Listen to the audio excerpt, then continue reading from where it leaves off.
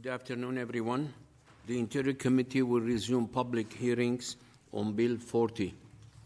The panel presenters will each have 7 minutes for their presentation, with the remaining 39 minutes for questions from members of the committee.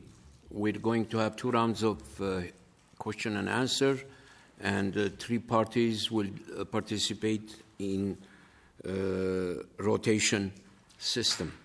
So I would like to call upon the Ontario Tech University to start the presentation. Please identify yourself and your title. Thank you, Mr. Chair. Matthew McKenzie, Ontario Tech University. Thank you to yourself and the members of the committee to participate in this important discussion today. As I mentioned, I'm Matthew McKenzie, Director of Government Relations at Ontario Tech. I'll begin, as I always do, by acknowledging that we're gathered on the traditional territory of the Mississaugas of the Credit First Nation.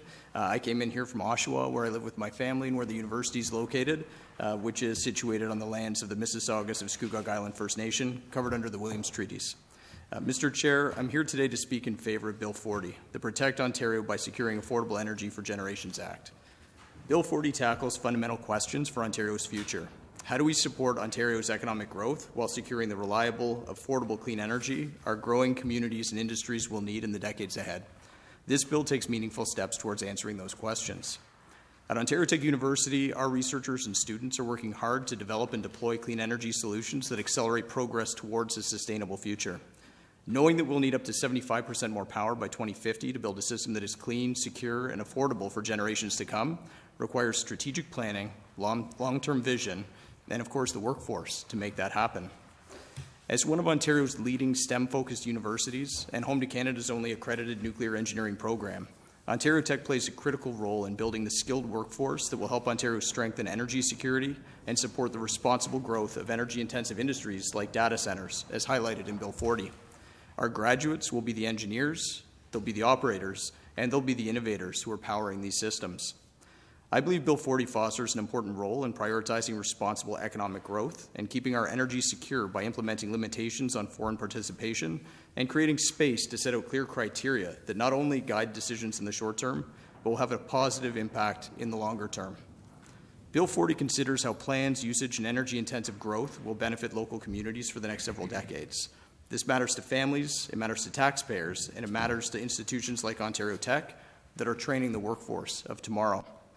Long-term planning in energy usage, delivery, and data center growth is what will keep not just Ontario but Canada both sovereign and competitive. Located in Durham Region, Canada's clean energy capital, Ontario Tech sits at the center of one of the most advanced clean energy ecosystems in the country, and Bill 40's focus on enabling long-term energy planning and sector growth directly benefits the companies, the utilities, and research partners that we work with every day. Our recent partnership with Humber Polytechnic to expand nuclear energy training is a direct response to the workforce needs Ontario will face as it builds out this new generation, strengthens transmission, and accelerates the clean energy projects.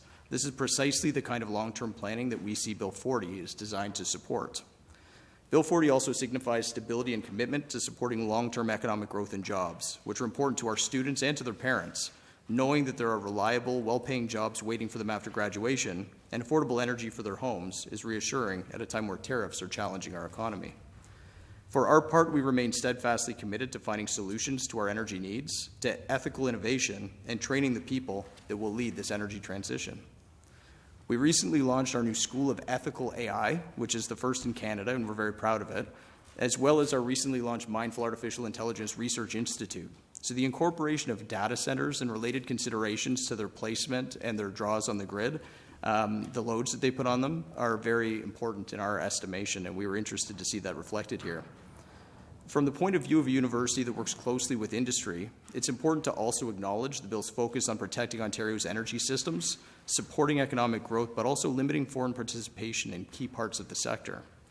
Ontario is home to one of the strongest nuclear supply chains in the world, and Canada is an energy superpower, and the world knows it. Protecting our domestic supply chains is what the moment calls for, and we believe the bill reflects that. Our researchers are actively engaged in nuclear SMR development, AI-driven grid management, cybersecurity for critical infrastructure, battery storage, and electrification, and our graduates are entering these critical sectors that are essential to meeting Ontario's long-term goals. In fact, we're proud to say more than 88% of our graduates are hired within 6 months of graduation. So it is our hope that if passed, Bill 40 creates an environment where our students can flourish in the energy sector and continue to provide meaningful contributions to industry, thereby strengthening the talent pipeline Ontario will rely on as it builds out its clean energy economy. To conclude, although I don't work directly in the energy sector, I see every day how policy decisions shape Ontario's future. I believe Bill 40 offers a practical, long-term approach to securing the affordable, reliable baseload power that families, businesses, and institutions like ours depend on. It will strengthen Ontario's energy sovereignty, support economic growth, and create the conditions for our graduates to thrive in the sectors that they are preparing to lead. I encourage the committee to advance this legislation, and I thank you for the opportunity to be here today speaking in favor of Bill 40. Thank you. Now I call upon Ontario Chamber of Commerce to start their deputation. Please identify yourself, your title, and you have 7 minutes, and I will remind you at 6-minute mark that you have 1 minute left. Thank you, Mr. Chair. Good afternoon, members of the Standing Committee. It's good to see you again. My name is Vincent Caron. I am the Vice President of Policy at the Ontario Chamber of Commerce. We represent businesses of every size, from every sector, in every region of Ontario. Our mission is to convene, mobilize, and empower businesses and local chambers to lead positive change, something no one can achieve alone. Let me begin by acknowledging that Bill 40 addresses several priorities of our Chamber of Commerce on planning for the long term, investing in modern infrastructure, low-carbon fuels like hydrogen, and maintaining affordability for Ontario businesses. But we are especially encouraged by the introduction of economic development mandates for the IESO and the OEB. The recognition is more than symbolic. Ontario's economic success cannot be separated from its energy system. When both move in the same direction, our province grows stronger. We support the direction of Bill 40. At the same time, as with any complex legislation, its impacts will depend on how it is implemented. Today, I'll highlight two sectors, data centers and mining, that illustrate both the opportunities and practical considerations ahead. I will then outline one area where greater clarity would strengthen the bill. So first, let's talk about data centers. Much like electrification transformed the economy in the 1800s, AI and advanced computing is rapidly becoming the backbone of economic growth. Their application will improve productivity in every sector and for businesses of every size. Recent analysis shows that Canada's data center market is projected to exceed $9 billion by 2029, largely driven by AI, with hubs such as Toronto and Waterloo emerging as key attraction points. This shows Ontario is not just serving domestic digital demand, but positioning itself as a global data center player, capturing investment, jobs, and advanced infrastructure. But we know that this new productivity-inducing utility is dependent on the other, more traditional utilities. Data centers need electricity to run, and lots of it. For that reason, we share the Government of Ontario's goal of establishing a process to prioritize grid access based on expected benefits. With regard to the criteria, we encourage the government to prioritize projects that are demonstrably mature, those with confirmed siting, permitting progress, and committed financing. A readiness-based system ensures that every megawatt of capacity is supporting projects that can proceed to construction. This includes having evidence-based project viability assessments, an entry fee or financial deposit for connection application to deter speculative requests, and a regular queue audit to remove projects that are missing timelines or not showing progress. Electricity is a precious and rare resource which should be fully utilized across our economy to drive sustainable, inclusive growth. And as such, the main rule applies should be use it or lose it. In balancing the electricity needs of data centers with those of other energy-intensive industries, it's also important to remind everyone that data centers don't just compete with other sectors for electricity. They enable growth across the economy. They support manufacturers or miners in reducing downtime, optimizing equipment, improving quality control, removing defects and waste that the human eye cannot detect. This underscores the importance of efficient, integrated grid planning across all customer types rather than adopting a sector versus sector approach. Which brings me to mining. Ontario's mining sector is central to our nation's competitiveness. In the coming weeks, Ontario Chamber of Commerce will release a report called Mining 2030, Unearthing Ontario's Potential. It will detail the sector contribution and how we can build on it.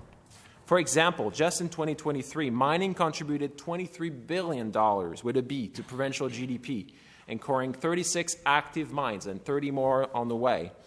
Energy is one of the largest expenses for most Ontario mines, accounting for 15 to 30% of expenses, but the combination of growth demand and the loss of generation capacity during the refurbishment of key nuclear reactors creates a supply issue on the immediate horizon.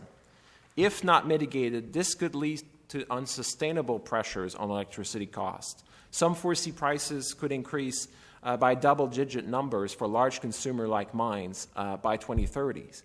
And so in that context, we are happy to see Bill 40's addition of authorities to enable government to stabilize prices. This will help keep our business competitive against short-term pressures like supply shocks or volatile commodity prices. And finally, whilst broadly supportive of Bill 40, we encourage the committee and the government to ensure that regulation-making powers, including those related to specified loads facilities and foreign participation, are implemented with clarity and predictability. In particular, we recommend ensuring that provisions related to foreign influence do not inadvertently place Canadian subsidiaries of global companies at a disadvantage. 1 minute left.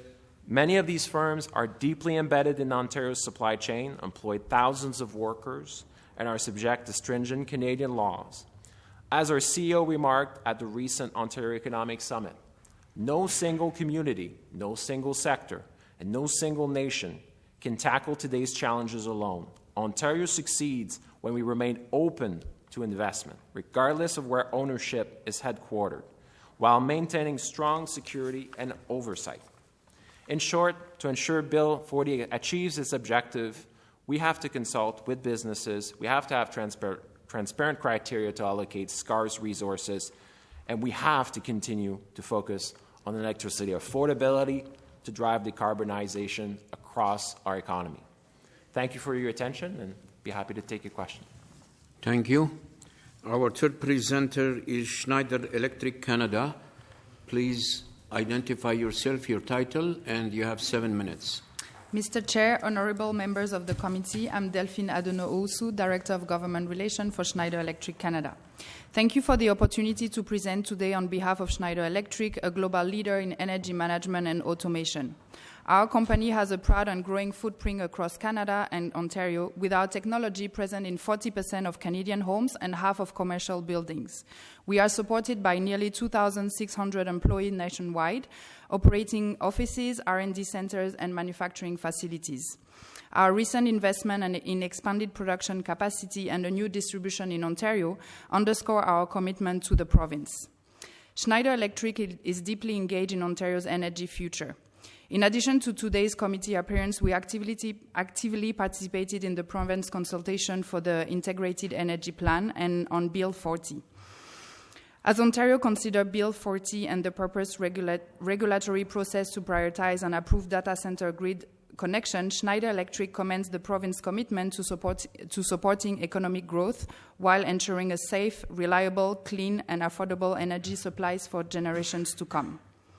Ontario is at a pivotal moment. Data centers are highly energy intensive and are projected to account for approximately 13% of new electricity demand in Ontario by 2035. Overall, electricity demand across the province is expected to increase by 75% by 2050. This rapid growth in demand presents both a challenge and an opportunity. Data centers are not only major energy consumers, but also significant economic engines capable of generating high-value jobs and supporting Ontario's digital economy. With economic growth codified as a formal objective for the ISO and the OEB, it is clear that the framework actively supports Ontario's ambition to attract investment, foster innovation, and secure long-term prosperity for its communities. However, the growth and economic ambition must be managed with a focus on energy efficiency, grid resilience, and affordability. At Schneider, we believe that the future of data center lies in the evolution from being a passive energy consumer to intelligent, grid-integrated assets.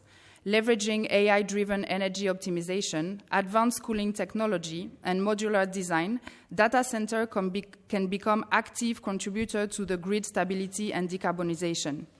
These enhanced capabilities such as demand response, voltage support, and real-time coordination with utilities, supported by digital twins and advanced microgrid solution, directly align with the objective of Bill 40 to manage new large loads, ensure grid reliability, and enable timely connection for Ontario's economic growth.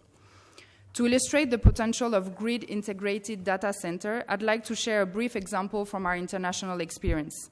In Denmark, Schneider Electric partnered with Even to transform their data center into active grid-supporting assets. By deploying advanced UPS and microgrid solution, these facilities are able to deliver excess power to the national grid and stabilize electricity supply through programs like fast frequency reserve. This model demonstrates how data center can move beyond being passive consumer to become valuable contributor to the grid, reliability, and resilience, a vision we believe is entirely achievable here in Ontario under Bill 40. To meet Ontario's economic ambition as they relate to data center while ensuring its projected and rapidly growing energy needs can also be met, AI data center must be planned in alignment with grid capacity. With this in mind, Schneider Electric suggests that Ontario framework prioritize projects with certain beneficial elements. Schneider Electric recommends that Ontario framework should prioritize grid connection approval for data center projects that make clear commitment to grid-integrated operation.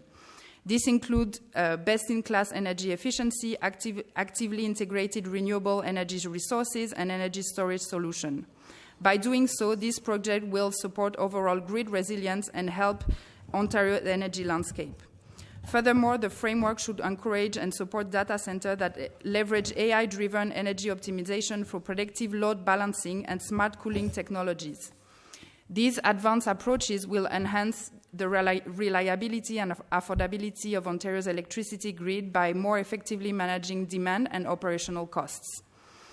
To further support Bill 40's objectives, Schneider Electric also put forward the following guiding principle for the committee's consideration. First, Ontario must strike the right balance between protection and openness. This approach will foster domestic data hosting, create high-quality jobs, and enhance our global competitiveness. Next, we recommend initiating demonstration pilots, such as those focused on heat reuse, circularity, and grid-aware seating.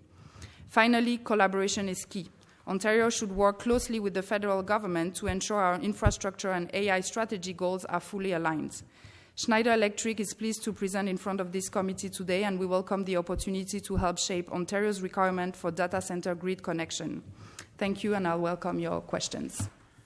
Thank you very much to all three of you. We will start the first round of questioning, and we will go to the government side. MP Picazzetto. Thank you, Chair, and I want to thank all three presenters for being here and in support of Bill 40. My question is going to be for the Ontario Tech University. I know you mentioned something about how everybody's watching Ontario or Canada, and be honest, that is my tagline, is the world is watching Ontario at this current time in the energy sector. And as you know, that the ISO has said that we're going to need a 75% more electricity by 2050. How is the Ontario Tech supporting emerging sectors such as clean energy, AI, cybersecurity, and advanced manufacturing? Yeah, I really appreciate the question. We're working with industry partners from across the spectrum of the groups that you indicated, and we're really proud of that. Through our ACE Climatic Wind Tunnel, where we're helping businesses scale up from lower to higher TRLs in order to get into the supply chain here in Ontario. But the list that I could provide you, I'm happy to follow up with it. I promise it's extensive, but our Vice President of Research Innovation, Dr. Les Jacobs, he works extensively on building up more industry partners for us. One of the things we're really proud of at Ontario Tech is a lot of universities have what we call a push approach to research, where they develop things and try to push it out to industry. We have a pull approach under Les's guidance, where we work with industry first and we hear from them what their needs are, and then we develop for them and alongside them what they need. So working with industry, working with our partners all across the spectrum in clean tech is something we're very proud of at Ontario Tech. Thank you. I'd just like to follow up with the Schneider Electric Canada here. How has the current U.S. Global political climate and tariffs have impacted your daily business today? Well, I would say we are, as we like to say at Schneider, we are the most local of global companies. So I work for Schneider Electric Canada. So we really, what we are doing in Canada, we have expanded our production capacities in all our manufacturing sites in Quebec, in Alberta. In BC, we actually inaugurated last week with Minister Ostrohoff a new facility with our partner Albesol. So we continue to grow our local presence because that's what we do at Schneider. Thank you. MPP Pensola. Sorry. Thank you, Mr. Chair, and thank you to the three speakers for taking time out of your busy schedule to be here and be part of this process. My question is for Delphine and Schneider Electric Canada. You spoke about economic growth and the importance of it. Generally speaking, do you believe that Bill 40 strikes the right balance when it comes to maintaining a resilient and clean energy grid while also taking into account the economic growth? Our vision is that the integrated energy plan really address a lot of questions, and Bill 40 definitely put together energy and economic growth, which is extremely important. As an example, when we at Schneider look at opening a new facility or expanding production, one of the main questions that we have is on the energy and how we can get electricity for our business to grow. So it's definitely something that is important and that we value to bridge the two. Thank you for that. MPP Gallagher Murphy. Thank you, Chair, and thank you, everyone, for being here today. And my question will go to the Ontario Tech University, Matthew. So thank you for your comments. I'm quite impressed to hear about the ethical AI program at TechU. I think that's amazing. So thank you for putting that program forward. And I like some of the things you were talking about protecting our supply chains, and you talked about the graduates moving into the sector. 88% are hired within 6 months. We're very That's proud. phenomenal. And that's what we need, our young people coming out of school and getting good paying jobs. So my question to you is, when we look at other jurisdictions in North America, like Texas, like BC, and California, they have introduced measures to manage growth and the impact of data centers. And in the cases of Texas and California, I know through my alliance, through my ministry, that they're also looking at moving northbound so that their data centers aren't in the heat. They need cooler temperatures. They need to be by water resources, which means our Great Lakes. So when I think about all of these things, my question to you, what are your thoughts on Ontario taking similar steps? Well, I think ultimately this legislation that's proposed gives flexibility, I would believe, to place those data centers where it makes the most sense. And I'm learning a lot more about it myself, even with just chatting with my colleague here from Schneider Electric before we came into the committee room, about some of the notions that I had about data centers and their requirements versus, the new technology that allows them to be more neutral in terms of energy usage. So I'm not familiar with the other jurisdictions and what they've done that you referenced, but I do think that this legislation allows for a thoughtful evaluation of where it makes the most sense to locate those high usage infrastructure pieces. That's great, and I think as you noted here, this is all about long-term planning. Those were your comments, long-term planning. This is what Bill 40 does. So maybe if you want to make one last comment on that for our students of the future. Absolutely. Thank you so much. Yes, we couldn't be more proud of our graduates at Ontario Tech, and we know that we're training the labor market-aligned STEM students that will support this energy build-out that the province of Ontario is undertaking, and we're very proud to be a part of it. Thank you for your question. Thank you. 11 seconds. 11 seconds. 10 seconds. It's up. Thank you very much for your interest. Next round. We move to the official opposition. MPP Glover, the floor is yours. Okay, thank you very much. I want to thank the deputants for being here today. I apologize that I was not able to be here for your presentations, but hopefully I can glean some information from some questions here. I'll start with Matthew McKenzie from Ontario Tech. You talked about an ethical AI program. This is something that's near and dear to me. I'm the Tech and Innovation Critic for the NDP. And I reintroduced a motion in the House just a couple of weeks ago to create a research grant for AI policy and governance. If the Ontario Tech was to receive a research grant on AI policy and governance, how could you use it?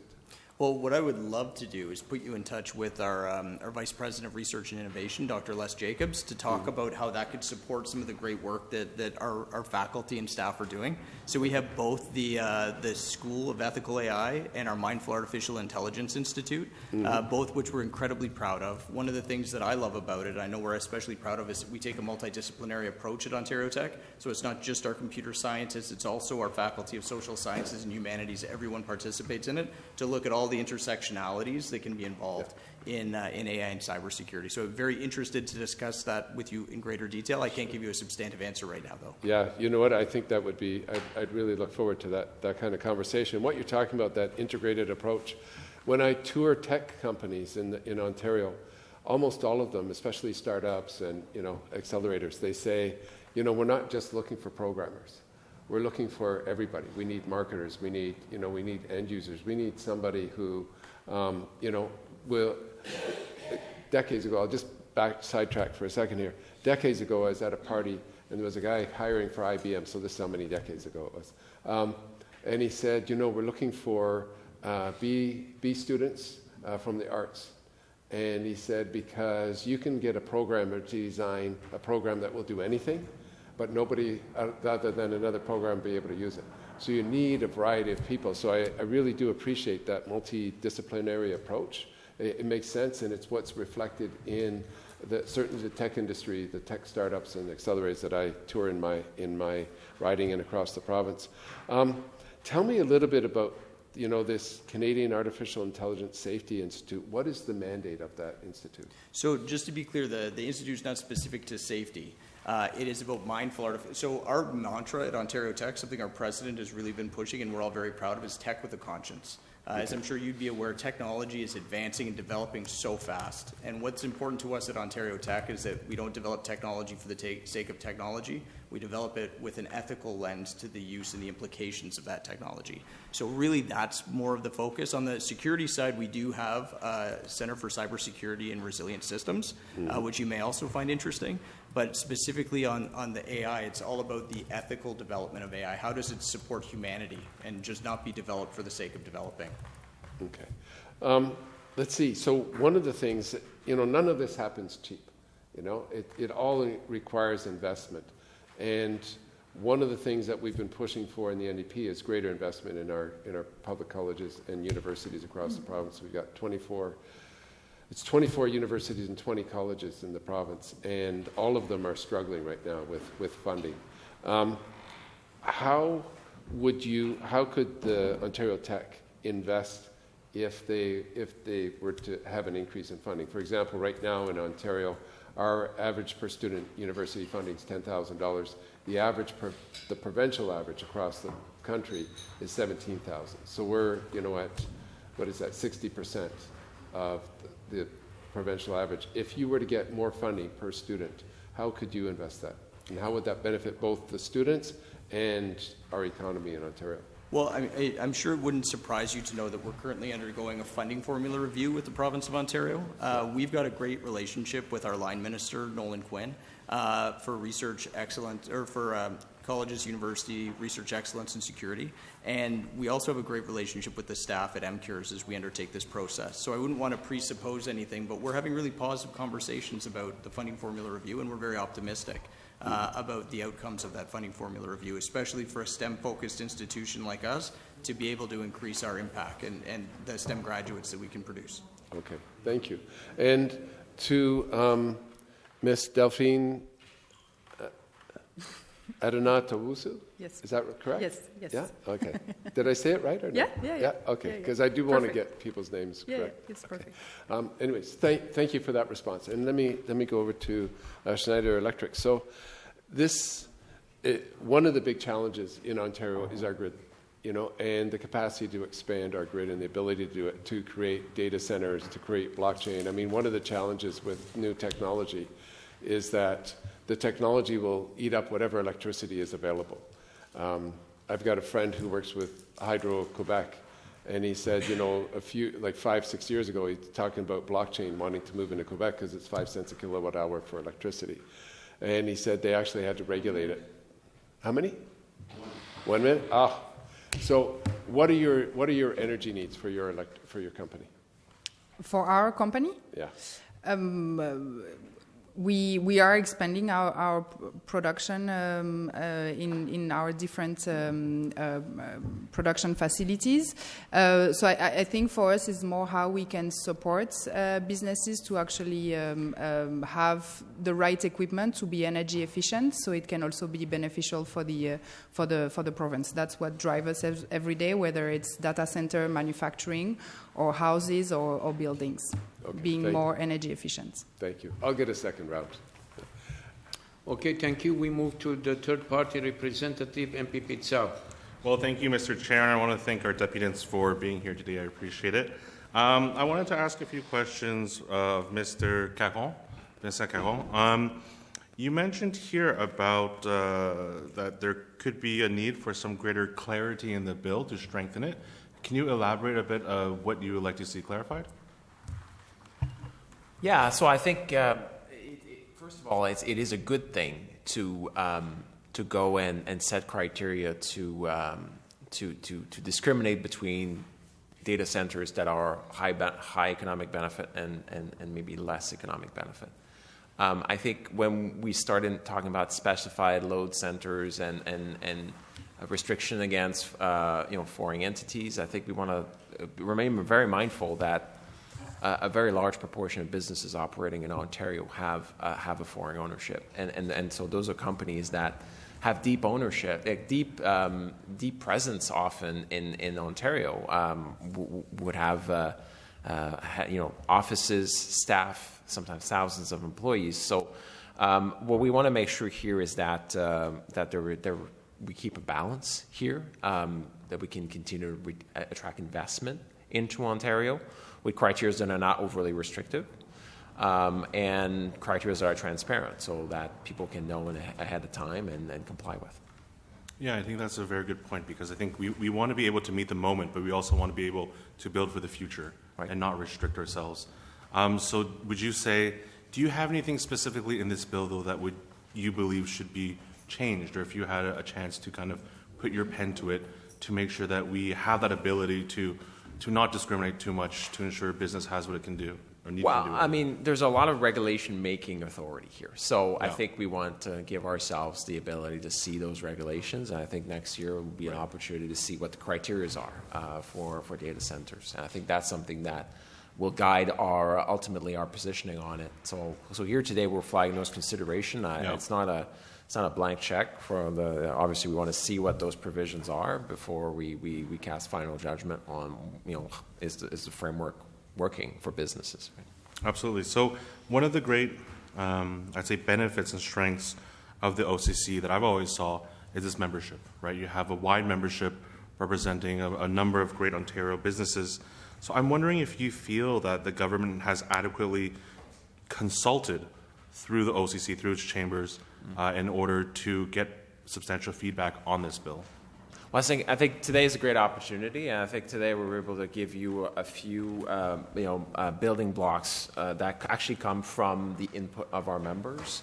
And again, you mentioned that very well. I think that the breadth of that membership requires us to kind of keep an open mind, right? You look at data centers, which enable growth across the economy. You look at manufacturers, miners, retailers. They have different needs, but they also pull from those data centers to become more productive. Right. So this is all interrelated. And so one of the things in the run-up to this committee hearing is hearing comments about, manufacturing jobs or data center jobs. They're all interrelated at the end of the day, right? Like they all draw from each other. So we have to keep that in mind and make sure that it's not a sector against sector approach. Right. We're willing to give the government the benefit of the doubt here because, again, a lot of those criteria are not really fleshed out in their specifics, and there is time for that. And committee hearing are certainly a very good venue for that. So we, frankly, are very happy that we have this opportunity today and that we see industry representatives as well feeding in. Wonderful. Thank you so much. I'd like to move to Schneider Electric. You mentioned in your deputation about the need for energy efficiency and grid resilience. Do you feel Bill 40 meets that and actually helps to strengthen grid resilience and energy efficiency? The fact of bridging energy and economic growth is definitely something interesting, and the government overall is going towards that energy efficiency with the integrated energy plan as well. So I think that Bill 40 is also an addition that come and strengthen the whole process. Wonderful. Thank you, Chair. Thank you. We move to our second round of questioning. MPP Vickers. Okay, thank you, Chair. And I would like to thank the presenters for coming in and giving us your knowledge and helping us to understand what's needed in the future. So my question is for Mr. Caron. How important is the long-term energy certainty to the members you represent, and do you feel that the bill adequately addresses those needs? I mean, it's everything, right? To know that you when you come to a jurisdiction, you will have the ability to use energy for the long term, and that energy supply is going to be reliable. And the price is also a really big component, right? So to see the direction of this bill is really good. I want to say like that. There's a lot of things in there to be really cautiously optimistic about, right? When you think of giving IESO and OEB an economic mandate, it's a bit of an insurance policy to say to companies willing to invest in the province that the government is actually always keeps that as a consideration, like how competitive is the framework for companies. So that is a very positive thing, and I think in terms of like the economic regulators that every day have the opportunity to bring regulations that create costs for businesses, to have a mandate that requires them to keep in mind the impact of those regulations is a really, really positive thing. I mean, again, I think at the end of the day, it's really about the outcomes. The test is the next few years as you see reactors come offline. It's again, I think there's really positive signals from this government to say there's refurbishments on the way. There's also, in the interim as well, natural gas that can come as a backup generation. So that we're not in a position like southern U.S. states where you see brownouts from regularly, right? And so I think that is, again, I think you can look at Ontario as a very stable jurisdiction to invest, and I think the bill adds certainty. By giving OESO and OEB an economic mandate. Okay. So in a way, having the backup, maybe not backup, but having the generation from gas plants that can come on very quickly is obviously very attractive than than if we didn't have any gas backup. Then. Well, it's an all of the above energy strategy, and at OCC certainly we recognize the essential role that conventional energy plays for reliability. At the same time, it's also really good seeing this bill recognition of hydrogen as part of an energy mix. So again, it's using all the tools for what you can use them for. And so again, that is positive. I think it's really important throughout the development of an integrated energy plan to keep in mind how do we keep reducing emissions over the long term. Right. But while you do that, you need to always check those boxes for investment, right? Do we still have is the power coming on? Do we have the reliability of power? Can we access it at a competitive price? Can we have that balance of things that investors look for when they come and put their money into Ontario for the long term, for decades, right, and create jobs here? Yeah, balance. Balance is a good word, balance right? is the key. Yeah. Okay, thank you. MPP Dawi. Thank you, Chair, and thank you to all the presenters for being here. My question will be for Delphine. Just in reading up on Schneider Electric, where you've got 100 different countries that you're operating in, and a whole host of regulatory environments. So hopefully your organization would have seen it all worldwide. So I was hoping to gauge what your organization's overall impression is of Bill 40, and whether the government's direction that we put forward here is how it compares versus some of the other regulatory environments that you've seen in your career. Thank you for the question. So really at Schneider, the core of our daily job is about energy efficiency and to make sure that we save as much energy so there's energy available for something else. In Canada, we say that we waste 50% of the energy we produce, so there's a huge amount here of energy that we can save. So again, energy efficiency, it's at the core of what we do. And Bill 40 and really putting economic growth under IESO, for example, when they implement their energy efficiency programs, at the end of the day, it's not just a program implementation. It has a mindset of, like, first of all, reducing the bill for all the consumers, but also making sure that the excess of electricity we save through those energy efficiency programs can actually be used for other things like data center manufacturing, and then attracting investment. Mm-hmm. So definitely it's something that we value. Thank you. MPP Gallagher Murphy. Okay. Quicker than you, my friend. Okay, thank you. My question here is to Vincent Caron of the Ontario Chamber of Commerce. So interesting, the number you noted there about to exceed $9 billion for data centers. That makes us truly a global player, absolutely. Right. Quick question then, because we are short on time. What opportunities do you see for local companies because of this Bill 40's commitment to buy Canadian procurement? Well, I mean, I think using the $30 billion that we spend every year in goods in Ontario is an attractive thing, right? Like, we've been talking about the Building Ontario Businesses Initiative for a few years now, and it's always exciting to hear the prospect of that. But the devil's always in the detail, right? Thank you very much. The time is up. Yeah. So anyways. We will move to MPP Glover. Okay, thank you very much, Madam Speaker, and thank you again, everybody, for being here. I'll address my first question to Mr. Caron. Actually, I want you to continue with what you're talking about, the $30 million. You're talking about, government procurement supporting Canadian businesses or Ontario businesses. Can you go on a little bit about that? Right, well, so I think it's when we create divisions between the types of procuring sources, I think certainly that's where we want to know, okay, well, which companies are excluded. Again, I made a comment during my remarks about foreign-owned companies that often employ thousands of people in Ontario, making PPEs, for example, and making all sorts of products. And so I think the criteria really do matter here. In the long term, we believe in Ontario Chamber of Commerce that value-based procurement is the way to go and actually will give a leg up to our domestic suppliers to produce high-value products as opposed to going to the cheapest source. in procurement. I think in the long run, it provides an advantage to our homegrown companies, but also by procuring goods that are of really high value for our medical sector and for our hospitals.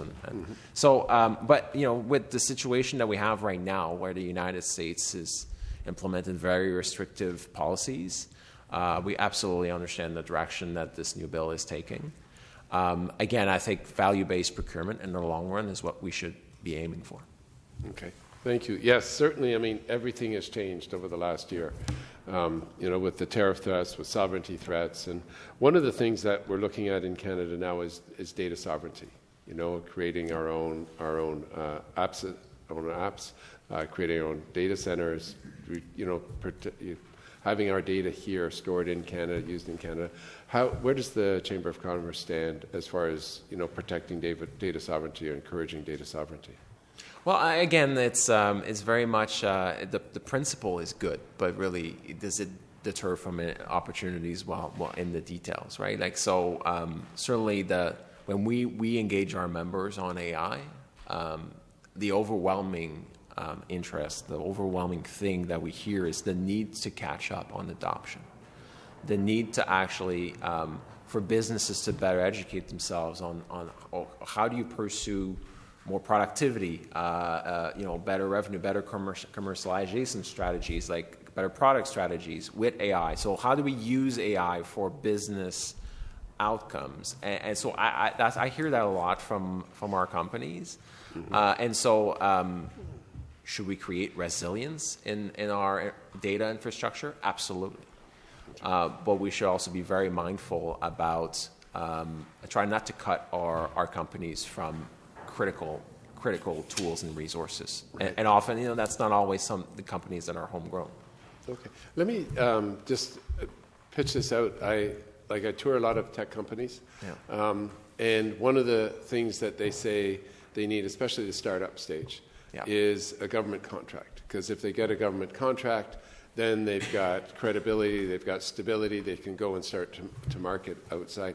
How should the government be balancing that need to support our startups with government procurement? I think consulting of businesses is a no-regret action. Because we've talked about the Bobby framework for a long time, and actually I still hear companies who say, well, yeah, but I don't know where to begin. I don't know how to really plug into government. Or I hear companies who say, well, there's this procurement over there, and I have something, and I really don't know how to connect. Right. I think the more tools are there to create meaningful contacts between SMEs, between homegrown companies, homegrown innovators, and connect them with the procurement officials and create really that two-way conversation where product specifications are also informed by what we know is around in Ontario. Mm-hmm. I think everyone wins. I think it's just creating more opportunities for businesses to have their voice. Local chambers know their local businesses too. So I think going through them as well is a really good thing. Okay, thank you very much. Actually, it's a really good answer. I was scribbling down notes as you were speaking. Let me go back to Mr. McKenzie. And so how should the government be supporting our SMEs, particularly our tech startups, based on, and I guess the other part of this question would be, what sort of partnerships does your university have with local small businesses in Durham or other places where you're located? Excellent question. One thing that we're very proud of is we have our Brilliant Incubator. Which is our on-campus incubator where they work specifically with local businesses in order to help them grow and develop technology into their businesses. We also have an investment fund that they manage as well, so that they can actually take an investment stake in some of the small businesses that they are supporting in terms of equity in the business in order to help them grow and provide some of that seed money that these amazing Durham region and Ontario businesses need to grow and get started in tech here in Ontario. Okay, thank you very much.